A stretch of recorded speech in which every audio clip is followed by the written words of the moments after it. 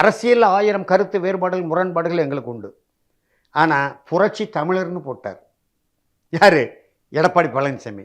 பச்சை தமிழன். நான் ஏற்கனவே பதிவெல்லாம் பண்ணியிருக்கேன். பச்சை தமிழன், வேளாண்குடியில் பிறந்தவர், மண்ணின் மைந்தர். அண்ணா திராவிட முன்னேற்ற கழகத்தை தொடங்கியது மக்கள் திலகம் மாக்கோரா எம்ஜிஆர்.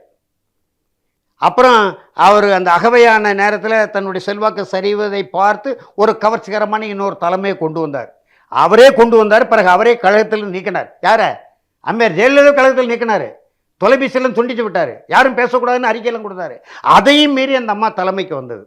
அப்புறம் மறைவுக்கு பிறகு பிளவுபட்டு ஜானகி ஜெயலலிதா அணின்னு வந்தது. அப்புறம் தேர்தலில் ஜானகி விழுந்தது. ஜெயலலிதா அணி ஓரளவு சட்டமன்ற உறுப்பினர் பெற்றதுனால அந்த அம்மா எனக்கு வேண்டாம் அரசியல்னு ஒதுங்கி போயிட்டாங்க. ஒரு வலிமை மிக்க தலைவராக அம்மையார் ஜெயலலிதா யாரும் மறுக்க முடியாது. கருத்து வேறுபாடு, முரண்பாடு, ஊழல் நடவடிக்கைகள், வழக்குகள் அதெல்லாம் வேறு. அதெல்லாம் அது வேறு. அதை நம்ம மறுக்கலை, மறைக்க விரும்பலை. ஆனாலும் ஒரு வலிமை மிக்க தலைவராக இருந்தாங்க.